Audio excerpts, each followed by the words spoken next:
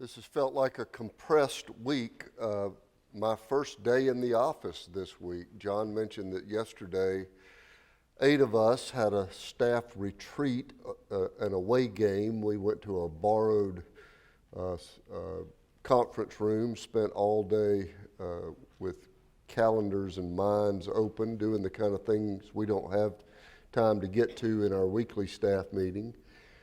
Monday, John and Bill and my son Brendan and I represented your church at Buckhead Christian Ministries golf fundraiser.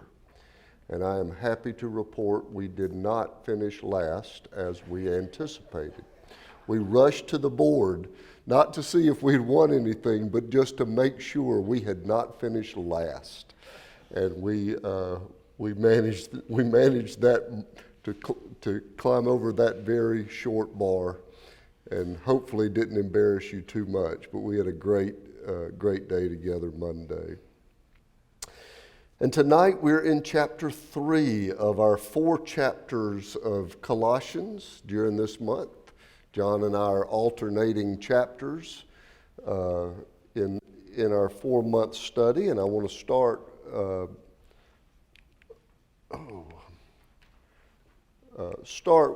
by just some overview of the territory we've gone past already, but do it in quick form so we can get to chapter 3.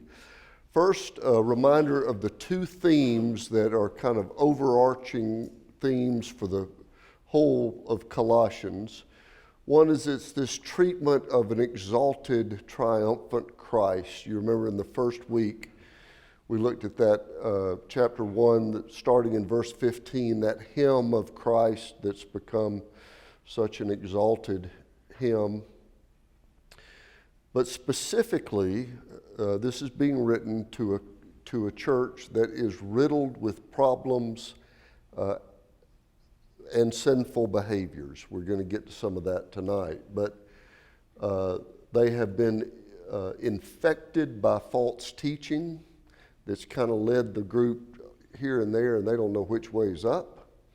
And part of that false teaching is corrupting the moral climate of the church as well. And so this is a specific letter. Paul is talking to this congregation, but it of course has implications for all of the church. Reminder that Colossae is in a community in what is modern Turkey, and the first night we talked about the debate around scholarship on this authorship of this letter. Scholars are in debate about whether or not this was written at the hand of Paul or someone in the Pauline community representing Paul and Paul's teachings. It departs in language and structure from other Paul's letters. It doesn't repeat some of the same themes that are in some of the other letters of Paul, but it certainly has a Pauline Christology, this high view of Christ. And there are other notes that look a lot like Paul. So it's a debate. We're going to say it was written by Paul as a matter of shorthand, but just wanted you to know that debate is out there. The first night, going back to chapter 1, Paul establishes, beginning and end of chapter 1, his credentials. Paul, an apostle of Jesus Christ. We notice that he doesn't declare his apostleship in all of his letters. But in this case, he is about to challenge them in the 2nd chapter about some things he wants them to straighten up. And so he comes out pretty clear to say, I've got the credentials to make the challenges I'm prepared to make. But before he challenges them, he softens them up a little bit. He tells them, y'all, I like you people. Before I beat you up, I want to tell you how much I like you. To the saints and faithful brothers and sisters, in our prayers for you, we thank God. You've been bearing fruit. He's softening them up before he lowers the boom in chapter 2. As we said, it's in chapter 1 that we have that high song of Christ, above all and before all and in all. And because in the second night, the second chapter, there's this a challenge to the false teachers, Paul has started off in chapter 1 establishing Jesus as the final authority on all things.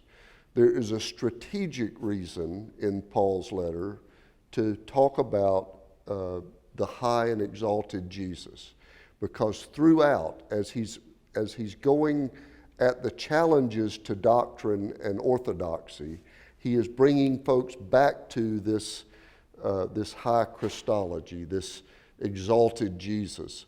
So there's that song that starts in verse 15 is not just a standalone. It has a strategic purpose for what he's doing across the course of the letter. Last week, in John's leading of chapter 2 with the false doctrines and all of that, John invited us around the tables to talk about the ancient and the present, and raise some of these good questions for us to discuss. How plausible words have deceived Christians then and now. How Christians are still susceptible to false teaching. Have you ever taken the bait and been lured around lies in Christian living? And he talked about the Jewish fundamentalism that was present in that day, that we're going to talk some more about tonight, and how that kind of behavior can give the appearance of wisdom, of being exalted, because it's so stringent,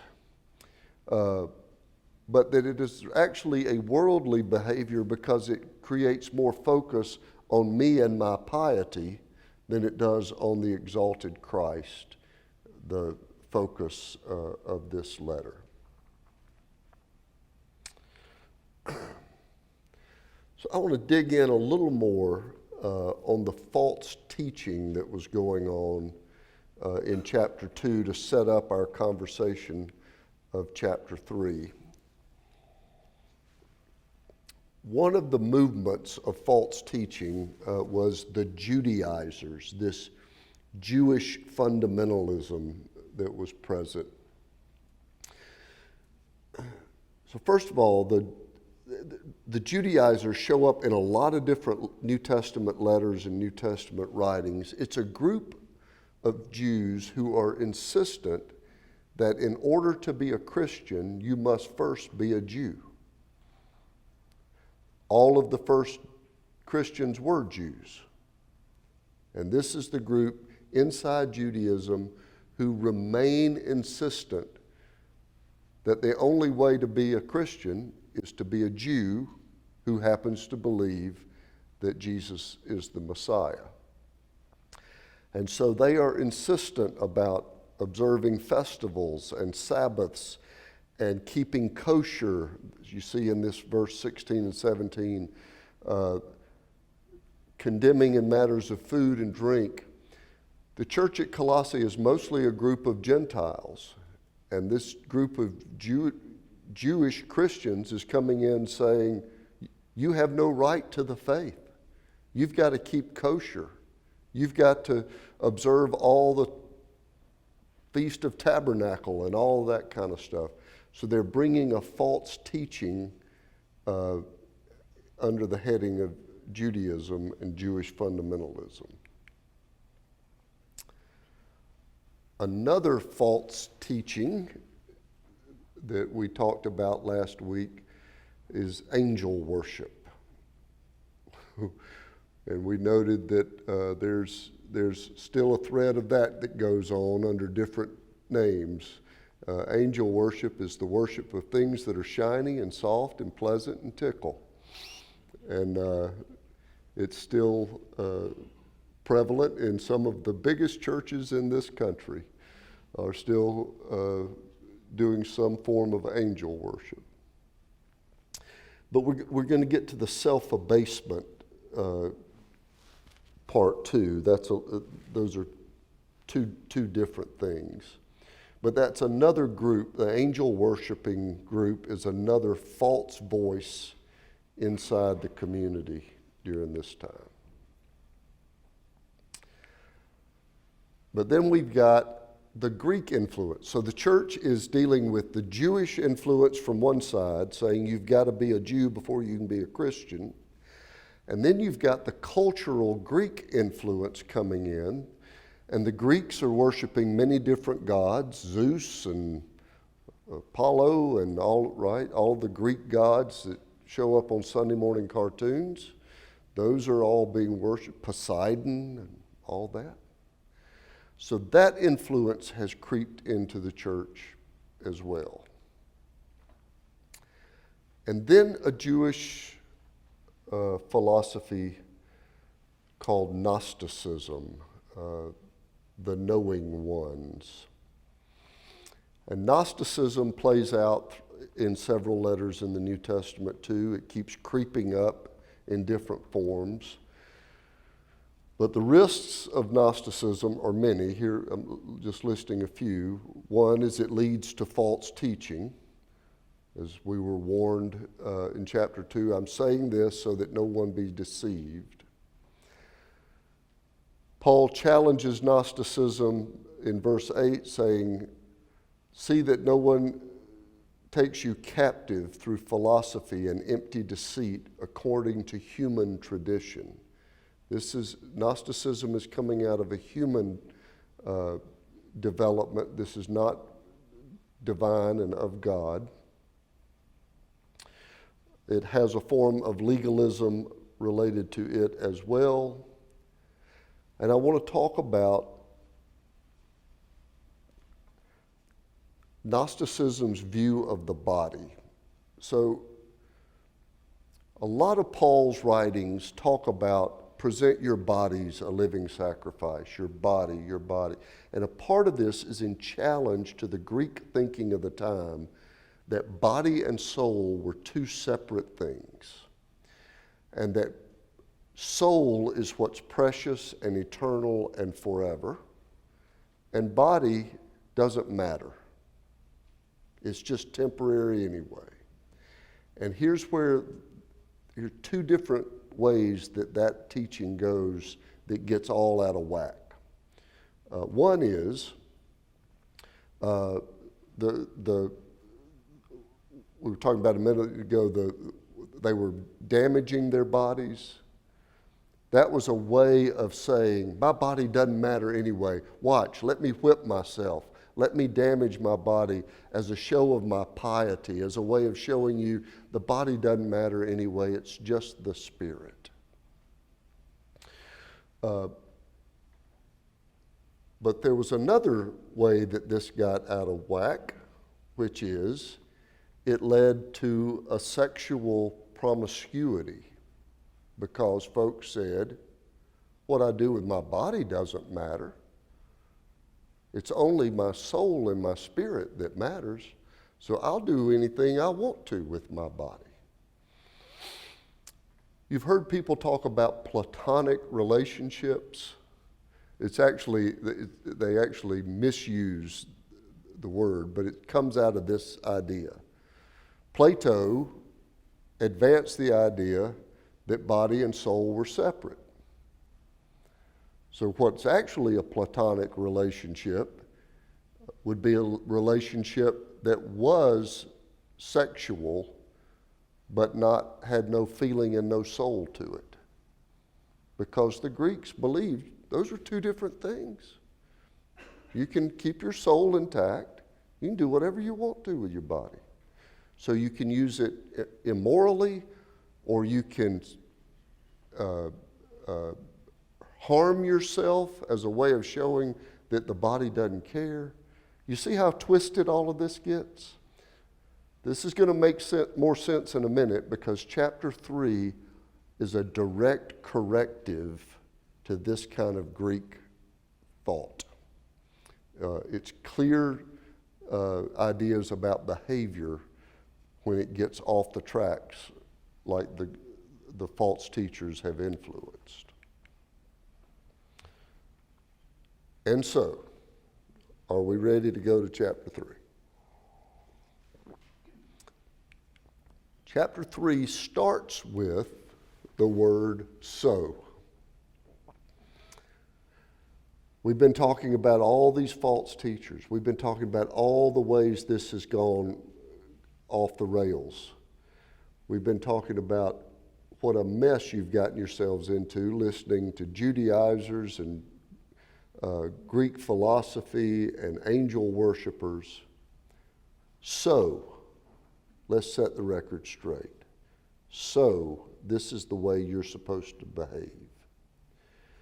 Seek the things that are above where Christ is.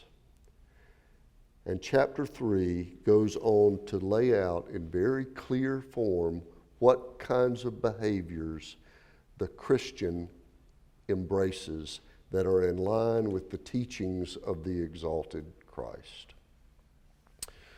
By the way, I put this picture on there kind of as a joke. It's a picture that means to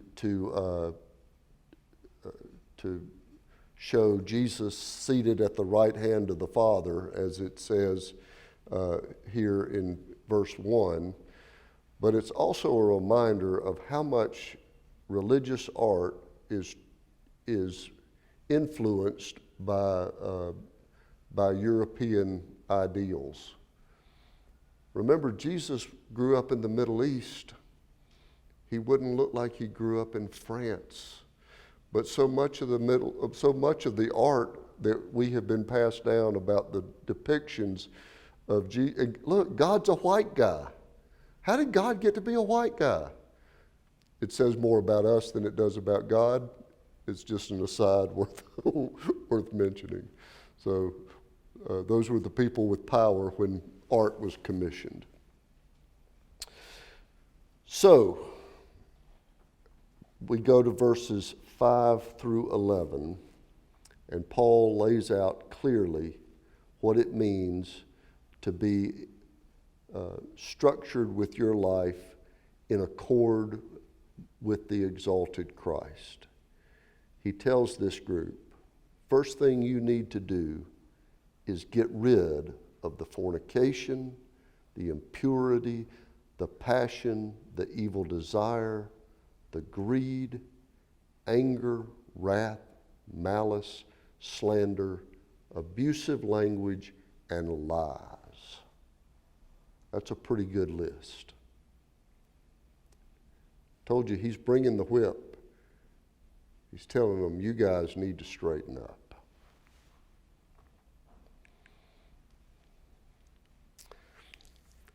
I want to introduce here a principle of biblical interpretation.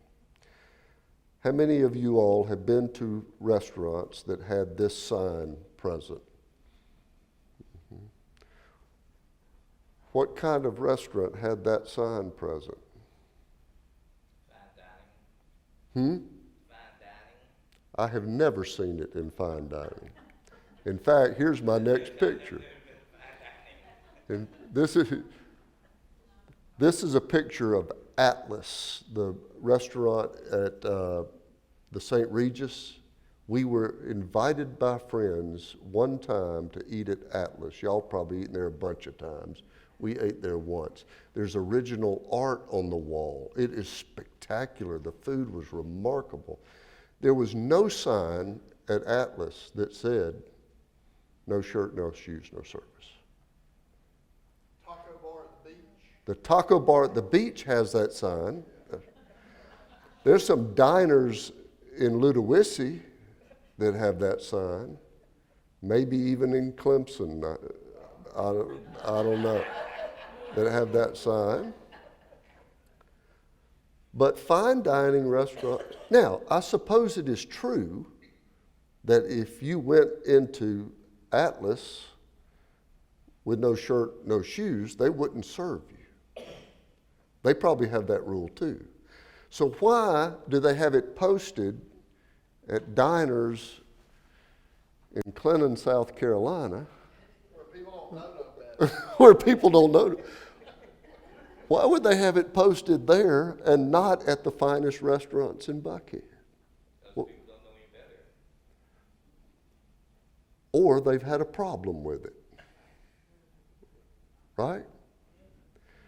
The reason they don't need a sign at Atlas is they've never had a problem. If people were showing up there with no shirt and no shoes, they'd eventually put a sign.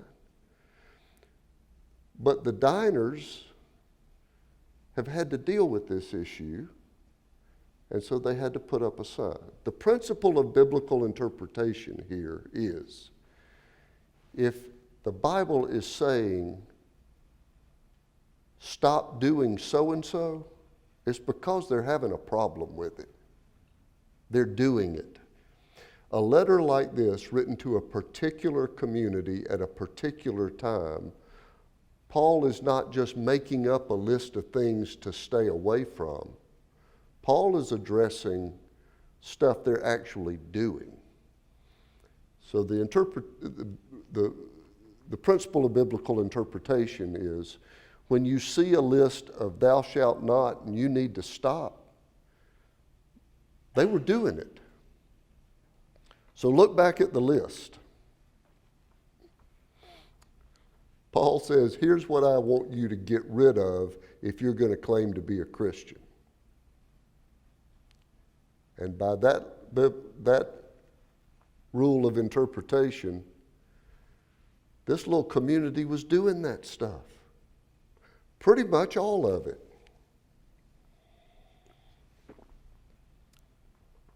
And what would have informed the fornication, impurity parts of what they were involved with in the community?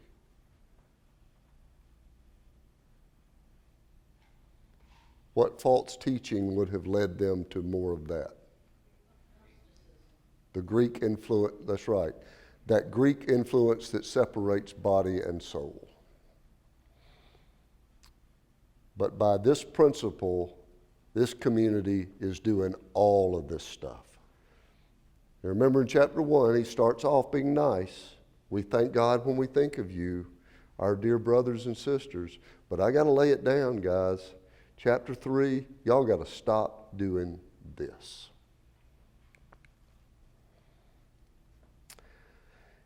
And then he goes to this image in verses 9 and 10. You have stripped off the old self with its practices and clothed yourself with the new self, which is being renewed in knowledge.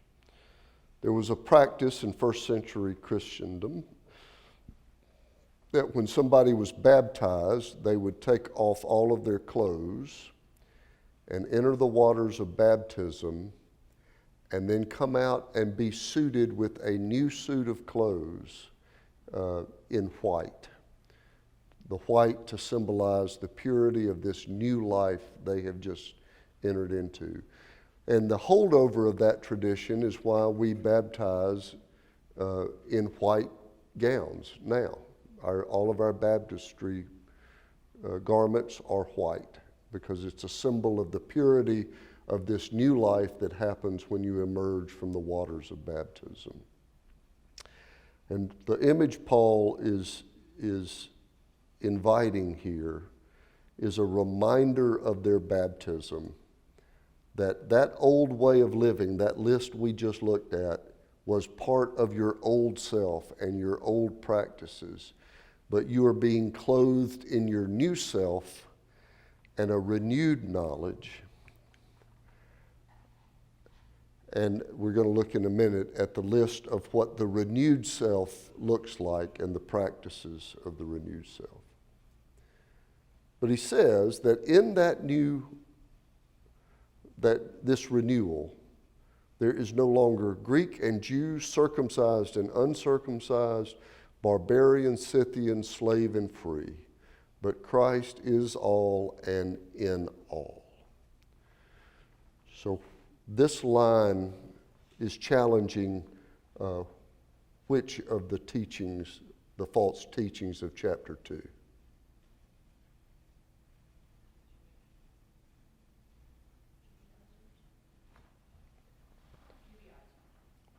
The Judaizers, that's right. Remember? The Judaizers were the ones who said you've got to become a Jew before you can become a Christian. And here Paul is pushing back against that doctrine, saying, in Christ there is no Greek and Jew, circumcised, uncircumcised. We all stand before the lordship of Christ. Now that you've taken off the old clothes of your pre-baptized self, this is what you are to clothe yourselves with now. This is the new list of practices and attributes your life is to bear witness to. Compassion, kindness, humility, meekness, patience. In your new life in Christ, you're to bear with one another and forgive each other and clothe yourselves with love. Let the peace of Christ rule in your hearts. Let the word of Christ dwell in you richly. So, for 10 minutes, I want to invite table talk around this list. But around this question, all that stuff about kindness and forgiveness and humility, the cynics of Christianity would say that that behavior is weak and wimpy, and for people who can't stand up for themselves. I addressed part of that in last Sunday's sermon, talking about forgiveness not being an act of weakness, but an act of strength. In light of last Sunday's sermon on forgiveness, and in this passage and this list, how would you respond to how much strength and difficulty and grit is involved in this list, rather than it being a list of weakness? For those who are at home, and this might be a part of what you're doing in the room as well, but I would invite you to spend the next minutes looking at this list and praying through which one of these attributes is the hardest for you personally. Which one of these things do you struggle with the most, and where do you need to invite God to change you into that new life in Christ? So let's take about 10 minutes to circle up around tables and talk about these attributes and how they represent acts of strength rather than weakness. All right, there's a chance that your table ended up with as much conviction as our table did. We were glad that this was not a scorecard or a grade sheet in school. We're not sure we would have gotten straight A's on the list. We might want to take this list home and continue to pray through how our new life after baptism is supposed to have transformed us. And in light of this list, are we giving evidence that we are clothed in some new grace on this side of our baptism?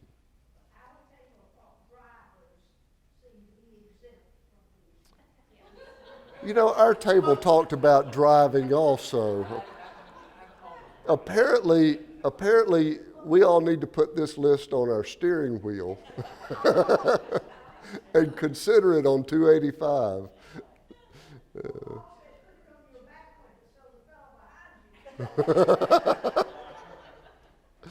There was also some good practical wisdom at our table that suggests that all 10 fingers remain on the steering wheel during stressful times.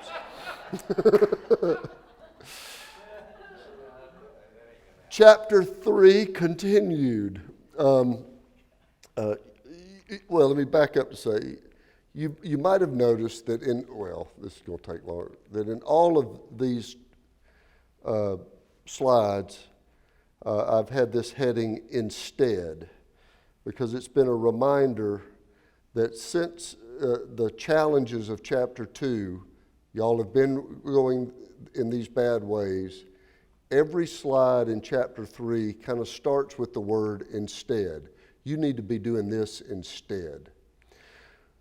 But we're taking a shift now in chapter 3 when we get to verse 18. That run of behave this way instead is over. And verse 18 represents a shift.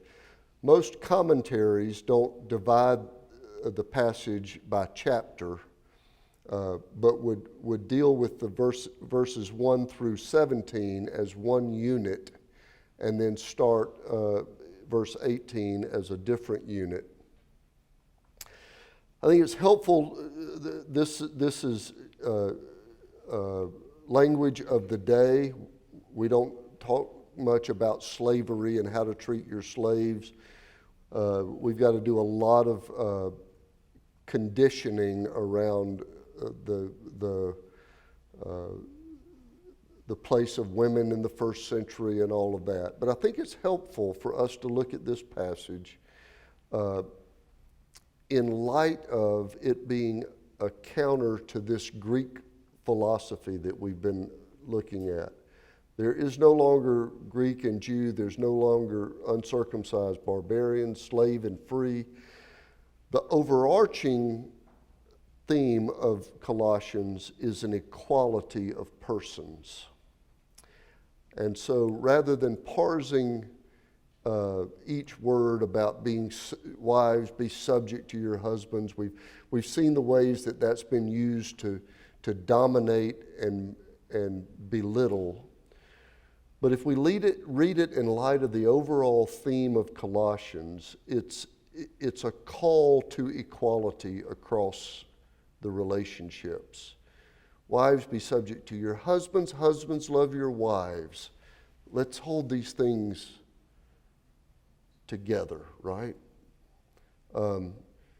Children, obey your parents. Fathers, don't provoke your children. Let's hold these things together. They're not like this, but they're like this. Let's hold them like that, right? Slaves, obey your masters. Masters, treat your slaves fairly.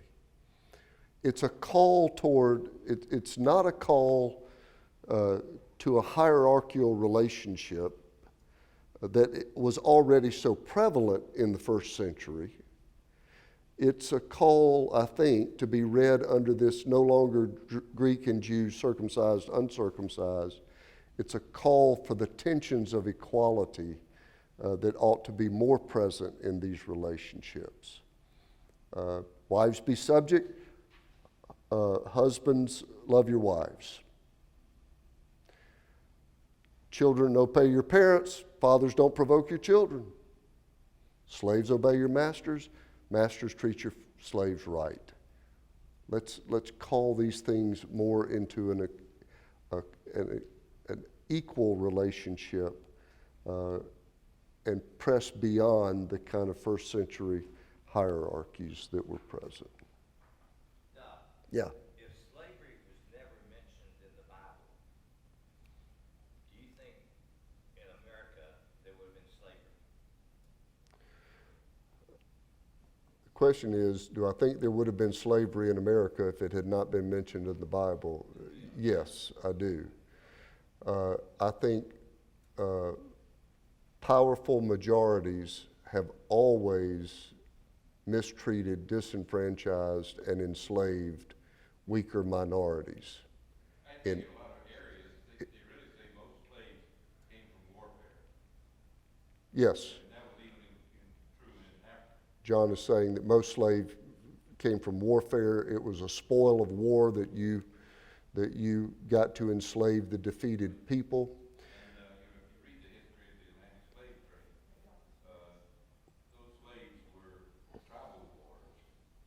And, slavers went over and purchased them. We didn't go over with a big army or anything and capture them. John's pointing out that most slavery is a result of tribal war and a spoil of war, that you conquer a people, you enslave a people. It was true in the first books of the Old Testament, right? The Jewish people would be conquered and enslaved, and they were in Egyptian bondage, and then they get set free. So it is true that most of the history of slavery has been a spoil of war. But it's also been true in our lifetime that what's underneath that is slavery as a spoil of war is the more powerful got to enslave the weaker. And even though we don't do it as a spoil of war anymore, it is still true that the powerful enslave the weak culturally. The worship of Zeus, exactly. And so we've still inherited in our country